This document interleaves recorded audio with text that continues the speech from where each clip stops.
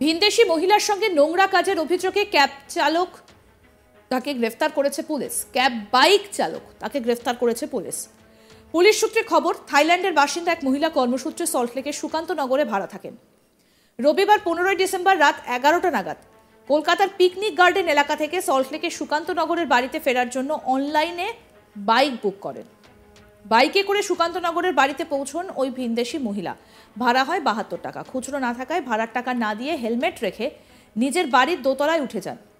15 minute অপেক্ষা করার পর অনলাইনে বাইক চালক সোমনাথ মহান্তি ওই মহিলার দোতলায় টাকা চাইতে যান। সেই সময় ওই মহিলা ঘরে জামা কাপড় বদলাচ্ছিলেন। অভিযোগ, সেই সময় জোর করে ওই মহিলার ঘরে ঢুকে যান অনলাইনের বাইক চালক। এরপরই থাইল্যান্ডের বাসিন্দা ওই মহিলার সঙ্গে নোংরা কাজ করেন বলে অভিযোগ পেয়ে অনলাইন বাইক চালক সোমনাথ মহন্তিকে গ্রেফতার করেছে বিধাননগর দক্ষিণ থানার পুলিশ। সোমবার 16 ডিসেম্বর ধৃত অনলাইন বাইক চালককে বিধাননগর মহকুমা আদালতে তোলা হয় এবং এই ঘটনাকে কেন্দ্র করে যথেষ্ট চাঞ্চল্যের সৃষ্টি হয়েছে। কি ঘটেছিল, আমাদের প্রতিনিধি অরিন্দম কি প্রতিবেদন তুলে ধরেছেন, আসুন শুনি।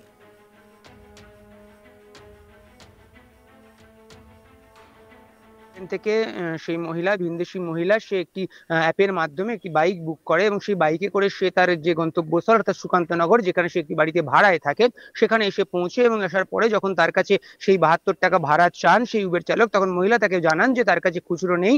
তারপর অর্থাৎ সেই 72 টাকা সে খুচরো দিতে পারবে না। এই পরিস্থিতিতে তারপর মহিলা তার বাইক চালককে অপেক্ষা করতে বলেন এবং অপেক্ষা করার পরে মহিলা তার উপরে যে ঘর রয়েছে সেখানে চলে যান। বেশ কিছুক্ষণ অপেক্ষা করার পর কিন্তু অভিযোগ, সেই বাইক চালক সে মহিলার যে ঘরে পৌঁছেছিলেন সেখানে তিনি পৌঁছে যান। সেই সময় ঘরের ভেতরে মহিলা পোশাক বদল করছিলেন বলে যেটা আমরা জানতে পাচ্ছি বা মহিলা যেটা অভিযোগ করেছেন, এবং সেই সময় এই উবের চালক জোর করে ঘরের মধ্যে ঢুকে পড়েন এবং তারপর এরকমটাই কিন্তু অভিযোগ। এবং তারপরে মহিলা বিধাননগর দক্ষিণ থানার দ্বারস্থ হন, পুলিশের কাছে তিনি কমপ্লেন করেন এবং কমপ্লেন করার পরে রাত্রেই কিন্তু দক্ষিণ 24 পরগনার একটি জায়গা থেকে এই অ্যাপ ক্যাবে যে চালক তাকে কিন্তু ইতিমধ্যে গ্রেপ্তার করা হয়েছে এবং পুলিশ মূলত জানতে চাইছে যে কেন সেই ব্যক্তি এই জিনিসটি করলো বা এছাড়া করার পিছনে তার কোনো অসৎ উদ্দেশ্য বা ছিল কিনা বা সে এই কাজ কেন করেছে, এরকম জিনিস পুলিশ কিন্তু জানতে চাইছে এই যে চালক যাকে ধরা হয়েছে ইতিমধ্যে।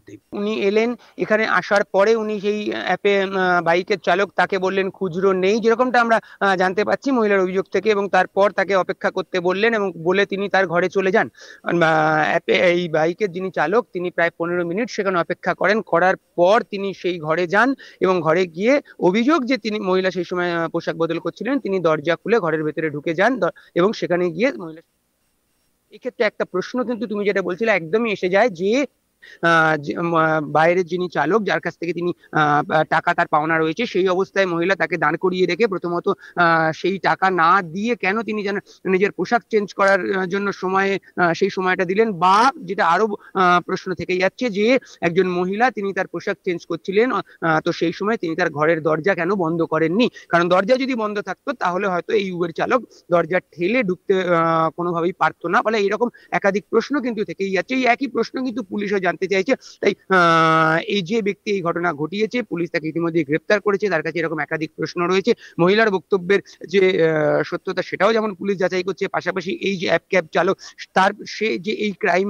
যেটা তার বিরুদ্ধে অভিযোগ, সেক্ষেত্রে কতটা সত্যতা সেটাও কিন্তু পুলিশ যাচাই করে দেখছে। কেন মহিলা সেই পেমেন্ট না করে সেই চালককে দাঁড় করিয়ে রেখে ওপরে চলে গেলেন এবং চলে যাওয়ার পরে দীর্ঘক্ষণ দাঁড় করিয়ে রাখলেন এবং তারপরে তিনি তার পোশাক বদল করতে ব্যস্ত হয়ে পড়লেন। তিনি তার ঘরের যে কাজ সেই কাজের জন্য প্রস্তুত হতে থাকলেন, কিন্তু বাইরে যে একজন চালক যার বাইকে তিনি এসেছেন তার ভাড়া তিনি মেটাননি। ফলে সে যে বাইরে দাঁড়িয়ে রয়েছে সেই চিন্তাটা তার মাথায় কেন এলো না, বা তিনি কেন ভাড়া মেটানোর কোনো প্রচেষ্টা করলেন না, বা তিনি কেন অ্যাপ ক্যাব চালকের সঙ্গে কোনো রকম কথা বললেন না, এরকম একাধিক প্রশ্ন থাকছে।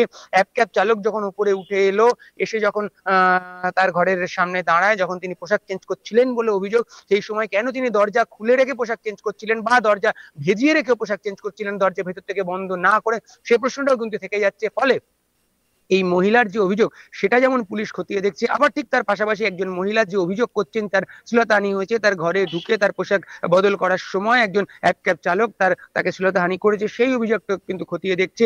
উভয় অভিযোগেরই সত্যতা কিন্তু পুলিশ এই মুহূর্তে খতিয়ে দেখছে। আমরা এই চালকের সঙ্গে এখনো পর্যন্ত কথা বলতে পারিনি, কারণ পুলিশ তাকে গ্রেপ্তার করেছে এবং গ্রেপ্তার করে সেখান থেকে তাকে আদালতে নিয়ে গেছে, বিধাননগর মহকুমা আদালত, সেখানে কিন্তু তাকে নিয়ে যাওয়া হয়েছে। ফলে সেখানে নিয়ে যাওয়ার পর কিন্তু এখনো পর্যন্ত তার জেল কাস্টাডি বা পুলিশ কাস্টাডি সেরকম কিছু হয়নি, এবং সেখান থেকে তার যে আদালত তাকে যে শাস্তিটা, অর্থাৎ তাকে জেল কাস্টাডি বা পুলিশ কাস্টাডি যেটাই দিক না কেন, তারপর কিন্তু আমরা সেখানকার আইনজীবীর সাথে কথা বলে বুঝতে পারবো যে তার বক্তব্য, অর্থাৎ এই যে ক্যাব চালক তার কি বক্তব্য, যে কি ঘটনা বাস্তবে ঘটেছিল। কারণ আমরা এখনো পর্যন্ত যেটা জেনেছি, যেটা পুলিশের কাছ থেকে আমরা জানতে পাচ্ছি, যে মহিলার যে অভিযোগ সেই পোর্শনটা কিন্তু আমরা পাচ্ছি যে তার অভিযোগ তার শ্লীলতাহানি করা হয়েছে, তার ঘরের দরজা খুলে ঢুকে তিনি যখন পোশাক বদল করছিলেন তখন তার শ্লীলতাহানি করা হয়েছে। কিন্তু অপরদিকে যার বিরুদ্ধে এই অভিযোগ তার বক্তব্য কিন্তু এখনো পাওয়া যায়নি। ফলে তার আদালত তার কি রায়, কি তাকে জানাচ্ছে, তাকে পুলিশের হাতে দিচ্ছে নাকি তাকে জেল কাস্টাডিতে দিচ্ছে, এইগুলো জানার পর কিন্তু তার যে উকিল থাকছে তার সাথে আমরা কথা বলতে পারবো, এবং তখন আমরা তার বক্তব্যটাও কিন্তু জানতে পারবো, এবং সেটা তখন আমরা আমাদের দর্শকদেরকেও জানাতে পারবো। তো যতটা আমরা জানতে পেরেছি, যেটা পুলিশ সূত্রে আমরা জানতে পারছি বা অভিযোগের ভিত্তি যে অভিযোগটা হয়েছে, সেখানে এই সময় মহিলা কিন্তু ওই ঘরেতে একাই ছিলেন এবং তিনি পোশাক বদল করছিলেন, এরকমটাই কিন্তু আমরা জানতে পাচ্ছি। তখন তিনি একা থাকেন এবং সেই সুযোগটাই নিয়েই এই ক্যাব চালক দরজা খুলে ভেতরে ঢুকেছিলেন বলেই মহিলার অভিযোগ, এবং সেই সময় ভেতরে ঢুকে মহিলার শ্লীলতাহানি করেন, এরকমটাই কিন্তু আমরা অভিযোগ পাচ্ছি। পরবর্তীতে এই মহিলা তার এক বন্ধুর সঙ্গে থানায় যান এবং সেখানে গিয়ে তার অভিযোগ দায়ের করেন, এবং সেই অভিযোগ দায়ের করার পরে এই ক্যাব চালক তাকে কিন্তু ইতিমধ্যে গ্রেপ্তার করা হয়েছে, সাউথ চব্বিশ পরগনার একটি জায়গা থেকে গ্রেপ্তার করা হয়েছে, এবং এই ঘটনা সে কেন ঘটিয়েছে এরকমটাই কিন্তু পুলিশ জানতে চাইছে, বা এই ক্যাব চালকের কি বক্তব্য বা এই মহিলার যে দাবি তার কতটা সত্যতা, পুরো বিষয়টি কিন্তু পুলিশ তদন্ত করে দেখছে এই মুহূর্তে। রবিবার 15ই ডিসেম্বর রাত 11টা নাগাদ কলকাতার পিকনিক গার্ডেন এলাকা থেকে সল্টলেকের সুকান্তনগরের বাড়িতে ফেরার জন্য অনলাইনে বাইক বুক করেন। বাইকে করে সুকান্তনগরের বাড়িতে পৌঁছন ওই ভিনদেশি মহিলা। ভাড়া হয় 72 টাকা। খুচরো না থাকায় ভাড়ার টাকা না দিয়ে হেলমেট রেখে নিজের বাড়ির দোতলায় উঠে যান মহিলা।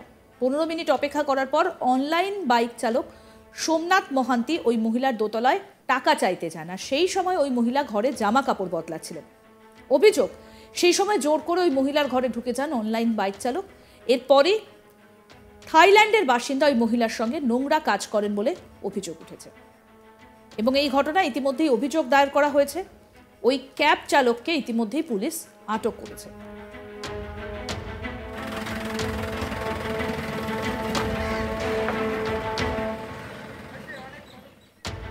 এবং কেন এই ধরনের একটা ঘটনা তিনি ঘটালেন তদন্ত করে দেখছেন পুলিশ।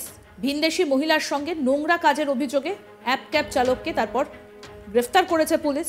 পুলিশ সূত্রে খবর, থাইল্যান্ডের বাসিন্দা মহিলা কর্মসূত্রে সল্টলেকে থাকেন, তার সঙ্গে এই ঘটনা ঘটেছে। দেখতে থাকুন আজ তাক বাংলা, সাবস্ক্রাইব করুন।